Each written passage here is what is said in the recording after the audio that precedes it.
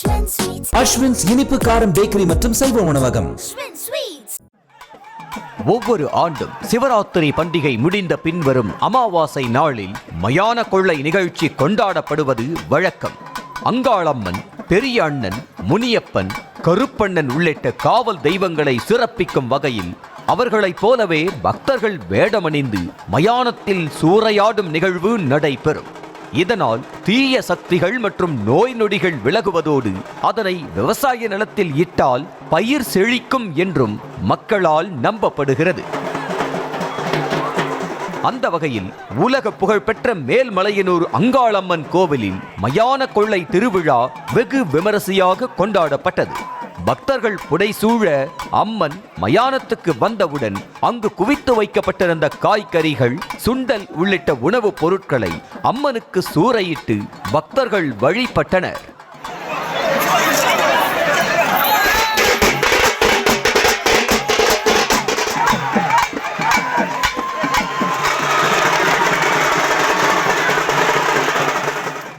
கள்ளக்குறிச்சி மாவட்டம் ரகுநாதபுரம் கிராமத்தில் உள்ள மயானத்தில் எல்லைப்பிடாரி அம்மனுக்கு ஆடு, கோழி பலியிட்டு உணவுப் பொருட்களுடன் படையலிடப்பட்டது. பின்னர் குழந்தை மற்றும் திருமண வரம் வேண்டி தரையில் படுத்திருந்த பக்தர்கள் மீது அம்மன் வேடம் அணிந்திருந்தவர்கள் நடந்து சென்று அருள் வழங்கினர்.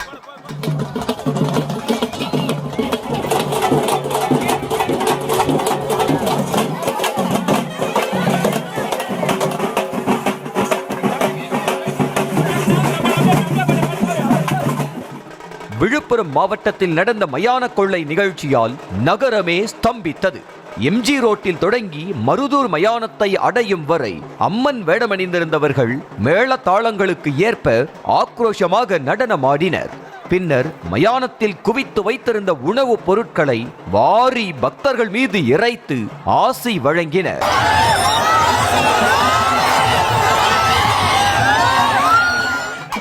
வந்தவாசியில் நடைபெற்ற மயான கொள்ளை நிகழ்ச்சியின் போது குழந்தைகள் முதல் பெரியவர்கள் வரை பலர் காளி வேடம் அணிந்து கொண்டு ஊர்வலமாக சென்றனர். அப்போது சிலர் கல்வுரல் இழுத்தும் அலகு குத்தியும் தங்களது நேர்த்தி கடனை நிறைவேற்றினர்.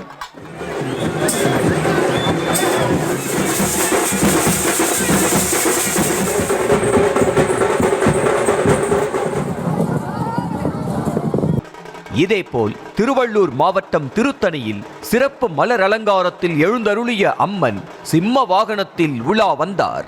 வழிநெடுகிலும் அம்மனுக்கு தீபாராதனை எடுத்து மக்கள் வழிபட்ட நிலையில் சிலர் அலகு குத்தி கொண்டு அந்தரத்தில் தொங்கியபடி நேர்த்தி கடன் செலுத்தினர்.